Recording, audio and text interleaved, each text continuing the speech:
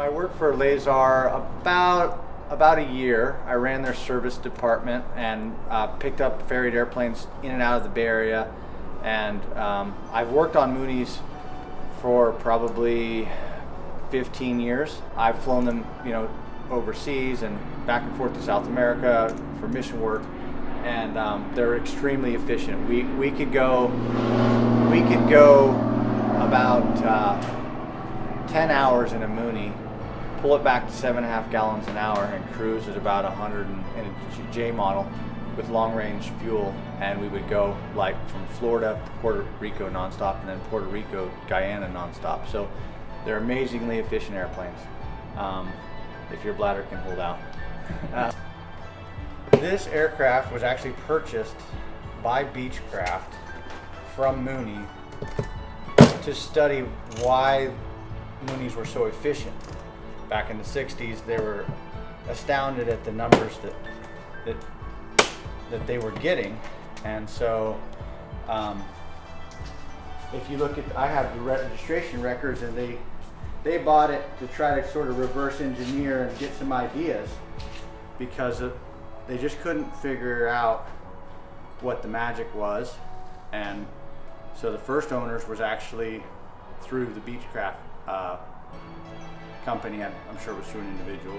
Another private individual bought it, and then Brian Seeley purchased it in the late 70s, early 80s, because he was fascinated with the efficiency of Moonies and wanted to try to take it to another level. So him and Paul Lowen of Lazar and a lot of the other early Mooney guys were coming up with speed mods to make these airplanes even more efficient, which was kind of interesting because Lopresti was involved, and Lopresti actually, from my understanding, was fundamental in developing what's called the Mooney 201, which is the J model.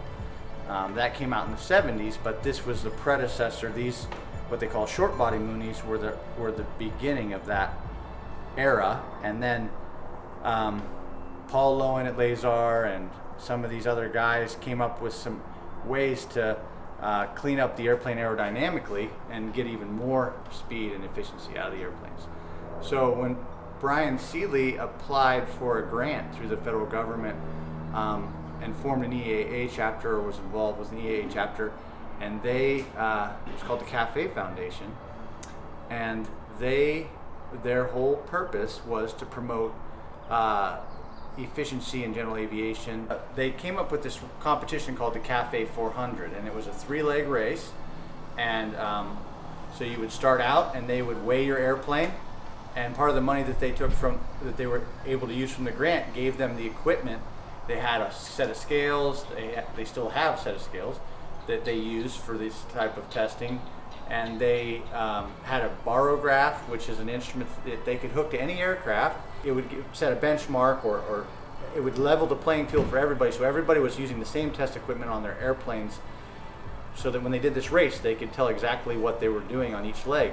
And so it was all about how fast you could go, how much payload or useful load you put in the aircraft, whether it be fuel or passengers or cargo, whatever you chose to do, and then how much fuel you burned in the race. So it wasn't necessarily a time race as much as it was you were kind of racing against yourself. So if you showed up with a Beechcraft or whatever it was all about miles per gallon per pound.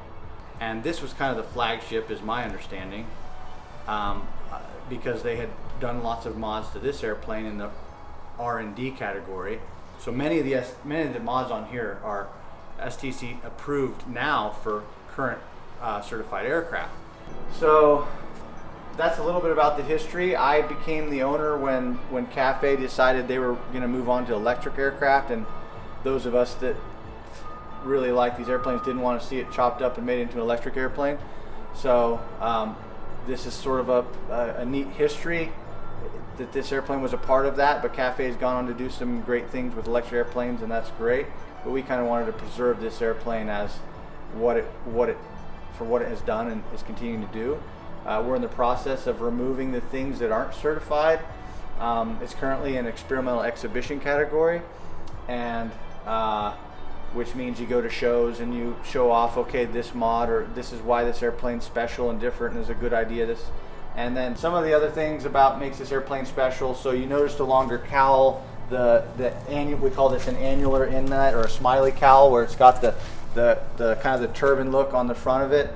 It really hasn't changed in the cooling design, but it allows the airflow to come through up over. It cools the accessories in the back, and then the air dumps down through the cylinders and out through the bottom. So it's kind of an open top design. In order to facilitate that longer cowl, it's got extended hub propeller, and then this big schnoz here helps flow the air over the front of the airplane, so it's more pointed like an arrow through the air, and hence the makes it more efficient. This engine is about 200 horsepower. Well, when they went to the Mooney 201, which is the J model, they claimed that on 200 horsepower the airplane would do over 200 miles an hour. So it was kind of like this race for who could go the fastest with the least amount of cubic inches, so to speak. And that's kind of Mooney's niche, or was early on, was trying to make it affordable for people to have a 4-place airplane and go to go places. This is actually very similar to the stock engine, although this is the balanced crankshaft, which is STC'd, which was on the J model. This would have came with a IO 360 A1B, but this is an A1B6, and so it's got basically the J model engine in it. This electronic ignition was developed by Electro Air, probably in the 90s, and they actually used this airplane. I have documentation that they used this electronic ignition on this aircraft to help get it approved, and it is now certified on many general aviation airplanes, and this was one of the early aircraft that they used to get it certified. So at least the data from this aircraft. So it's been very a part of some special testing. The exhaust system has a STC'd 4-into-1 collector, like you would see on that later became the Power Flow exhaust system, and that is now STC'd on many airplanes. So a lot of the mods that are on this airplane have become STCs, and this was kind of involved with the development of that. An STC, just for your information, is called a supplementary type certificate. So a type certificate is like a birth certificate for an airplane, or a build spec. It comes from the factory, it does test flights, the manufacturer says we're going to make it this way, and then they confirm that it's made this way, and the FAA gives it a clean bill of health. And so if you ever want to know anything about how this airplane's supposed to be originally, you go back to that type certificate. But if you want to make changes to that, there's only a couple ways you can make changes to that. One is to get a STC, which is kind of like an exception or an addition to the type certificate. And so that would include things like the speed mods we talked about, and maybe the engine changes. This is a very mild engine change because it was on a later aircraft. Moonies normally aren't experimental. So take a certified airplane that a manufacturer has made, and to put it into an experimental category and do these changes, you can either do research and development, or you can do exhibition. So basically you're doing your research and then you're sharing what you've done. And there's a limitation to how far you can go from the base airport. Right. So except for exhibition. Yeah. R&D, your local area. Exhibition, you can go, you tell them where you're going and to show it off, fly-ins, etc. Oshkosh, Sun and Fun, Mooney fly-ins, or whatever events that you're showing your wares. So we're trying to preserve the specialness of this airplane, but I come from a certified world where Moonies we want it to be useful again. So we've proven a lot of these things. The things that aren't proven are going to go back to the original type certificate design.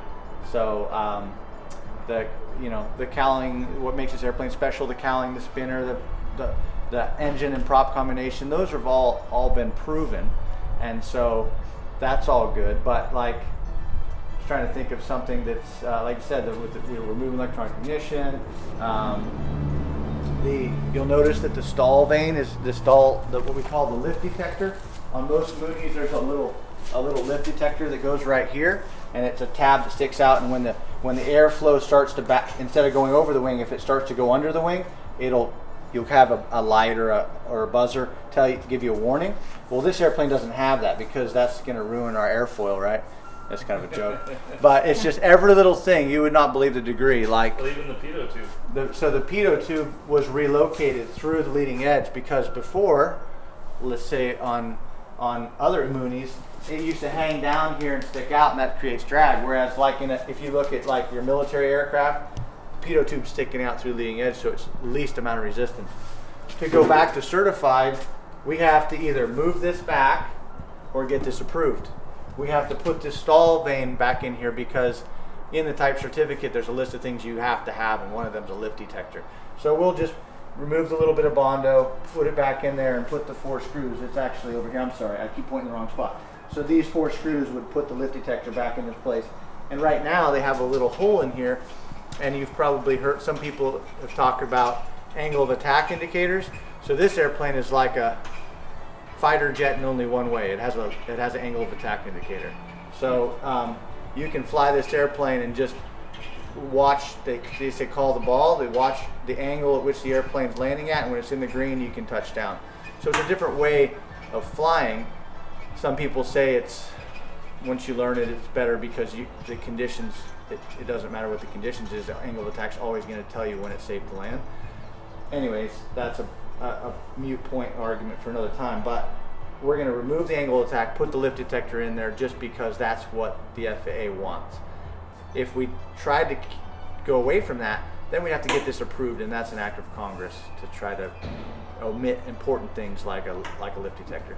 So that's just kind of give you some background. The induction system on this airplane, it's got a throttle body fuel injection system on there, and it's on the tip of my tongue, but it introduces the fuel like a carburetor at the throat of the Venturi, and then it goes through the induction system, and the fuel swirls and atomizes better before it goes into the cylinders. Whereas from the factory, they had injectors like this, where the fuel was just shot straight into the cylinders, and you got air and raw fuel, and it doesn't really have a chance to atomize as well. And also you have a really cool spot here because you got this really cool fuel going into the cylinder, and then it's hot over here. How many Moonies have you restored? It's hard to say, but probably in the neighborhood of 7 to 10, like full on down to bare bones and back up to a new airplane.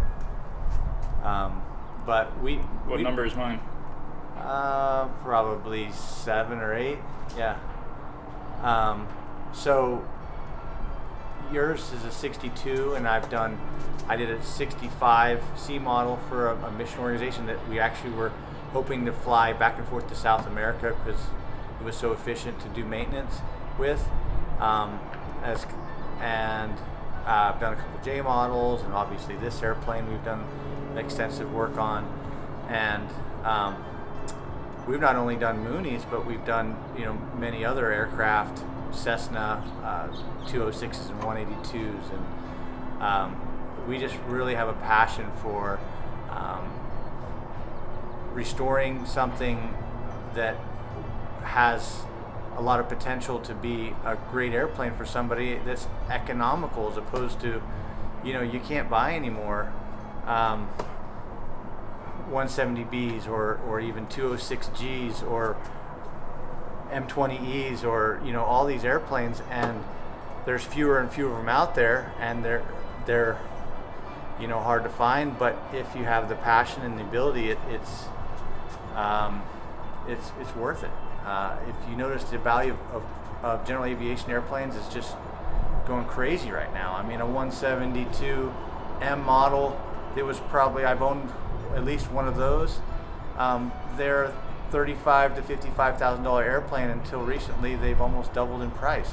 So people are starting to figure out that general aviation is an amazing way to get around without having to deal with TSA, to use for business or pleasure, and it's just an amazing freedom. I just got done flying a 172 Charlie model with a friend as a flight instructor from Maine to Washington, 33 hours. What an amazing perspective to be able to look down like God does and see how beautiful this country is that we live in, and how many people in the world that don't have that privilege because they don't have what we have here in America for general aviation. It's just something that we shouldn't take for granted, and I just think it's an amazing freedom and privilege that we have, and so we just try to continue to make airplanes great again. Okay. There's a bit of a system here.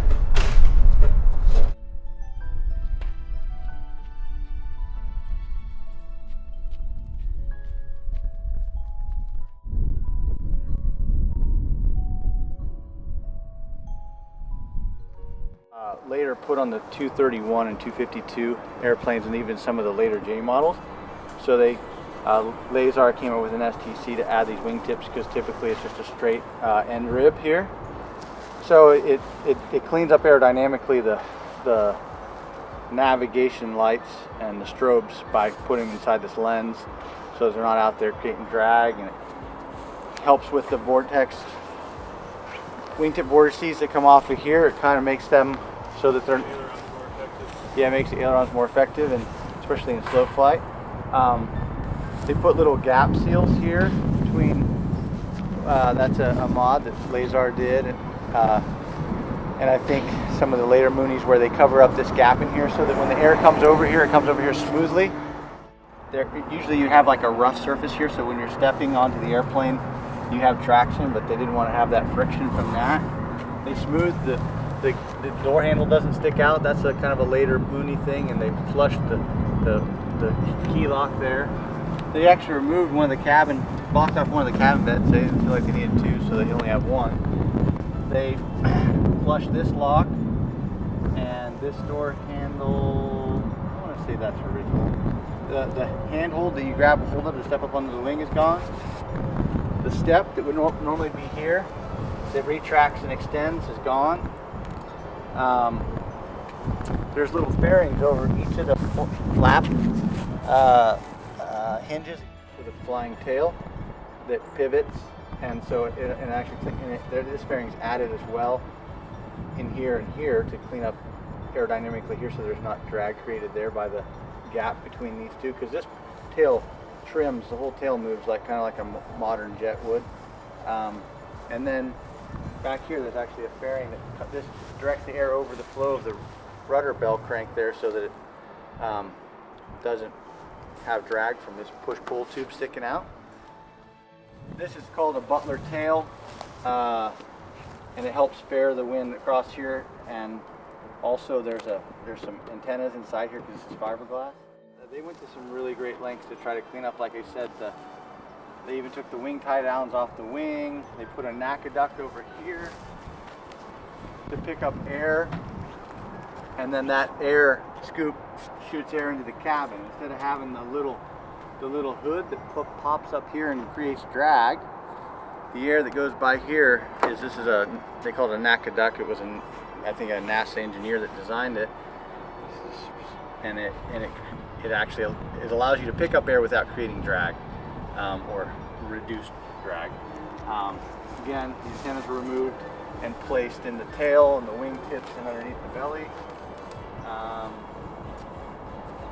Let's see. Oh, the landing gear. So this has got an intermediate or middle gear door like a J model would, but then on the inside there's an inner gear door, kind of like a P51, that opens. It's on springs, and then when this goes up, it closes around all of this, so you can't see the landing gear at all. And the rear landing gear is actually a little bit, it has a lower profile because it has a little bit smaller tires on it, so it sits tightly, really nice up inside the wing. This side, this would be the air vent for the cabin that they had blanked off the one on the other side. Okay. And then you can see the reverse NACA duct, which creates suction as the air goes around there, which draws cooling air through the oil cooler and out the side of the air. You not only have drag, but you have built-in not inefficiencies, but built-in errors, because the wing will blanket the air as you're moving through the air, so this actually is more accurate than the factory gauge would have been, just because of the location for the wing, where it picks up the airspeed. We talked about the lift detector or stall vane, however you want to call it. It normally would protrude here, and they felt like that was significant. And again, we're talking fractions of a mile per hour, but all these things add up, right? So there's a little bitty hole in place that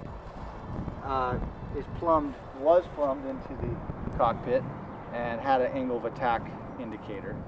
This airplane, it does I fly plane 160 knots. It routinely does 170 knots. I can fly from the Pacific Northwest to California in 3 hours.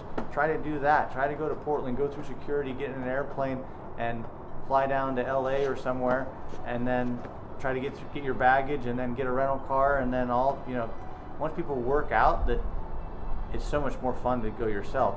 It's an amazing hobby, and it's a blessing that not everybody has, and we need to be thankful for and continue to support, I think.